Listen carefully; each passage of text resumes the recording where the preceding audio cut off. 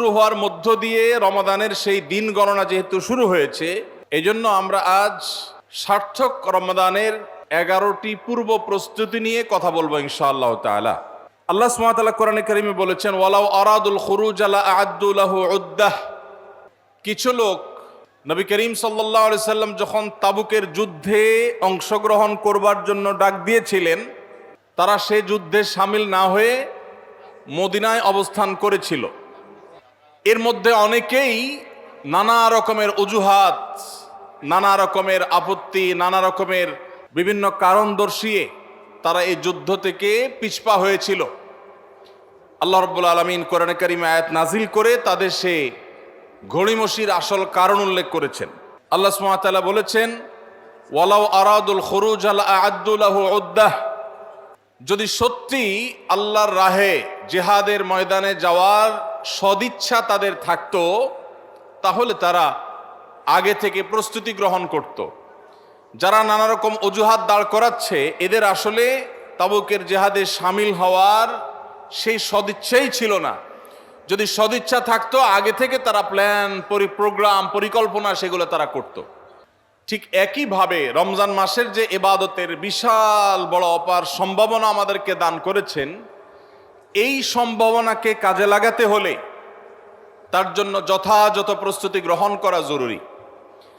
আমাদের দেশে বেশিরভাগ মুসলমান রমাদান মাস আসলে আমরা কম বেশি নেকামলের চেষ্টা করি, কিন্তু রমাদানের অনেক আগে থেকে যে আমাদের যথাযথ পূর্ব প্রস্তুতি গ্রহণ করার কথা, দুর্ভাগ্যজনকভাবে সেই প্রস্তুতি যথাযথভাবে আমরা বেশিরভাগ লোক গ্রহণ করি না। যার ফলে রমাদান আসে, রমাদান চলে যায়, আবার রমাদান মাস আসে, আবার চলে যায়।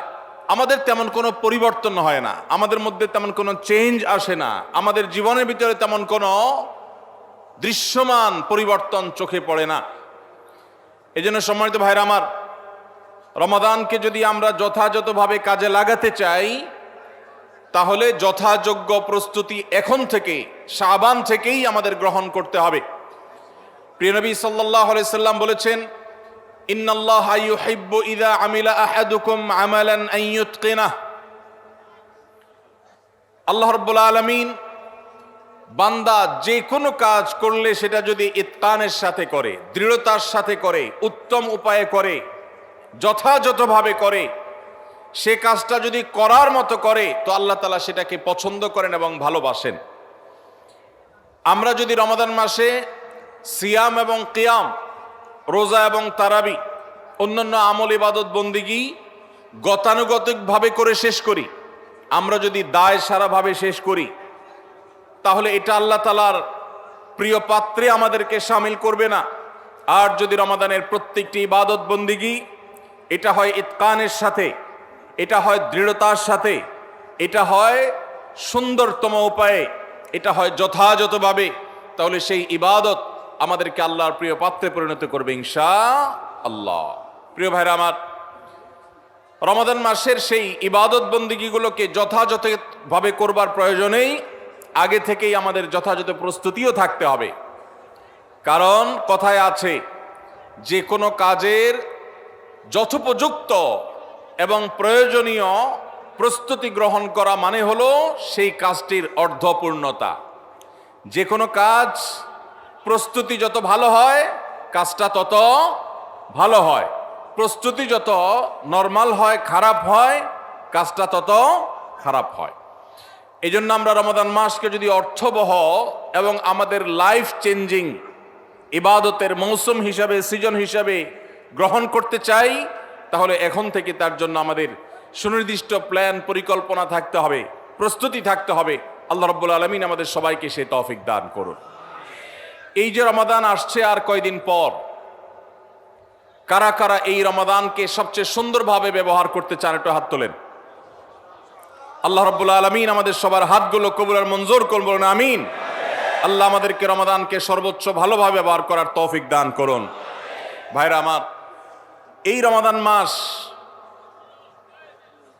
মাস আসার বহু আগে থেকেই আমাদের সোনালী যুগের স্বর্ণ মানবেরা যারা ছিলেন, মুহাম্মদুর রাসূলুল্লাহ সাল্লাল্লাহু আলাইহি ওয়াসাল্লামের হাতে গড়া সাহাবা একরাম, সাহাবীদের শিষ্যত্ব পাওয়া, সান্নিধ্য পাওয়া, তাদের সান্নিধ্যের সৌরভে স্নিগ্ধ হওয়া সেই তাবেঈগণ, তাবেঈগণ তারা রমাদানের যথেষ্ট আগে থেকে সুনির্দিষ্ট প্ল্যান প্রোগ্রাম করে প্রস্তুতি গ্রহণ করতেন।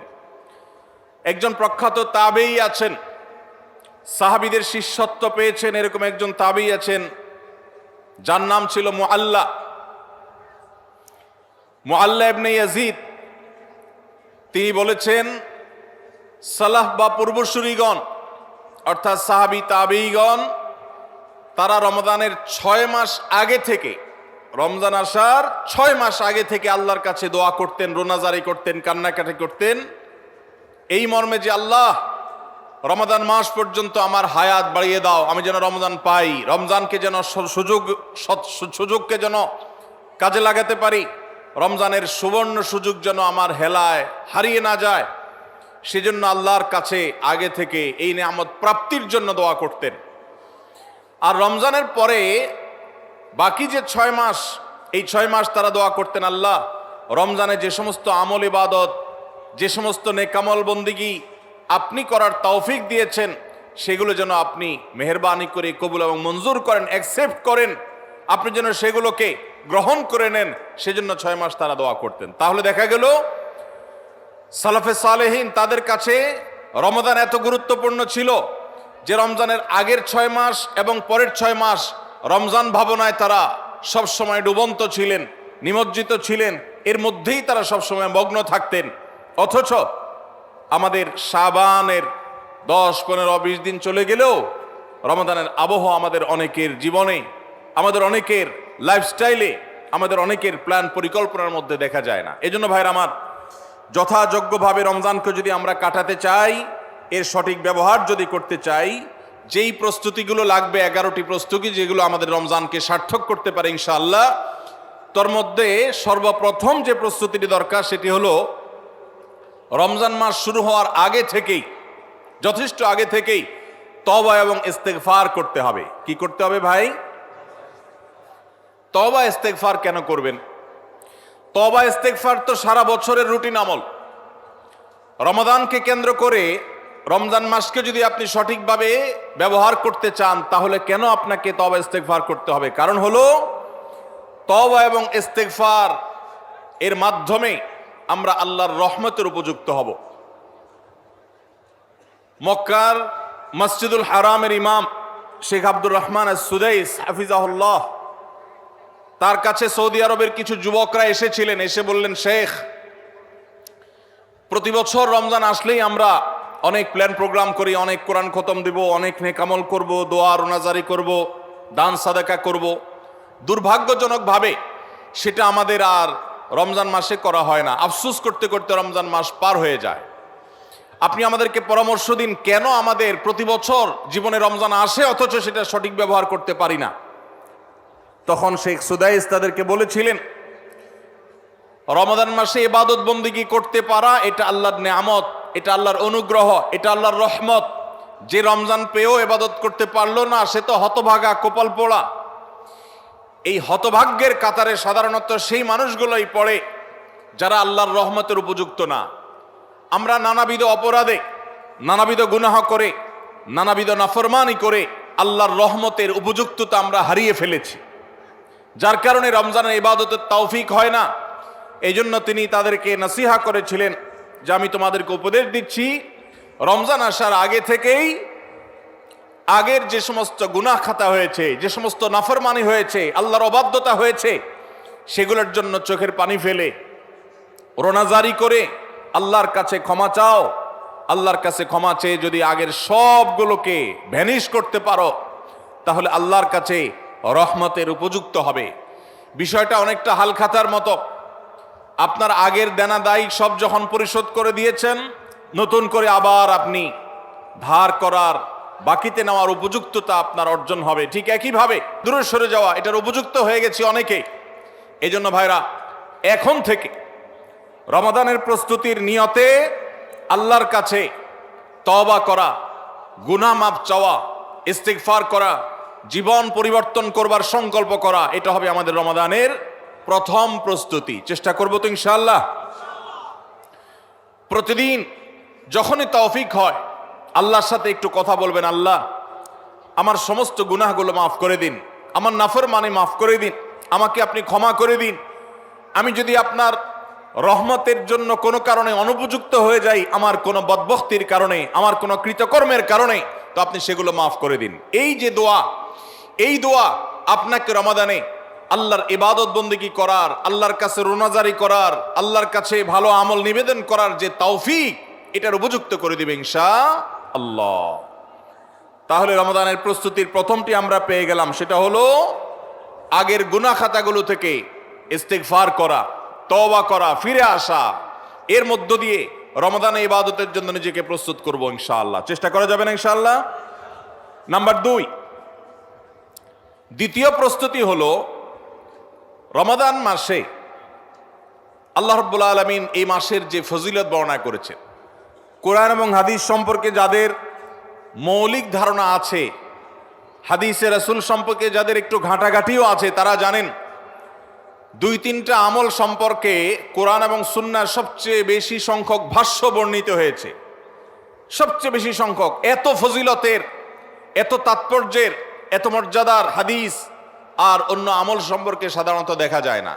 সেই কয়েকটি আমল যেগুলোর ফজিলত বিপুল পরিমাণ, যেগুলোর ফজিলত সম্পর্কিত হাদিসের সংখ্যা অনেক, সেই রকম আমলগুলোর মধ্যে থেকে অন্যতম আমল হলো এই রমাদান কেন্দ্রিক আমল, সিয়াম, রোজা, এগুলোর ফজিলত।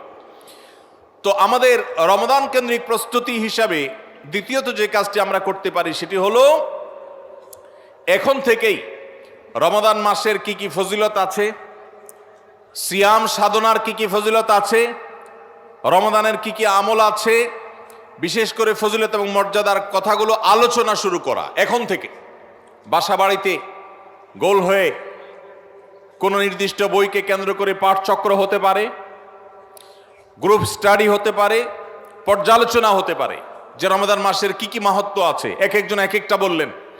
এই আলোচনা পর্যালোচনার মধ্য দিয়ে মনোজগতে রমাদানের জন্য এক ধরনের প্রস্তুতি, এক ধরনের আবহ তৈরি হবে ইনশাআল্লাহ।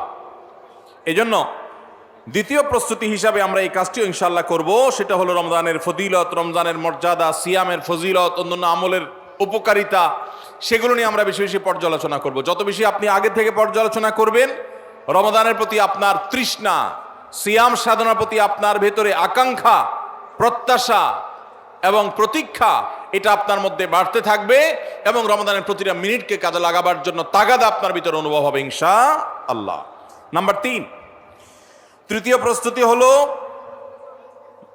আমাদেরকে প্রতিজ্ঞা করতে হবে যে এই রমাদানে আমরা নেকামল করবই করব এবং কোনো আমল, কোনো ভালো কাজ, কোনো সুন্নাহ এটা করার ব্যাপারে কোনো প্রকার অলসতা করব না। কারণ ভাইরা আমার, রমজান মাস পেয়েও যদি আল্লাহর কাছে কেউ ক্ষমা না পায়, একটা প্রসিদ্ধ হাদিস আপনারা সবাই কম বেশি শুনেছেন যে নবী সাল্লাল্লাহু আলাইহি সাল্লামের কাছে জিবরিল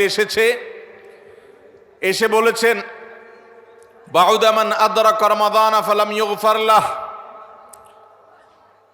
যে ব্যক্তি রমজান পেয়েছে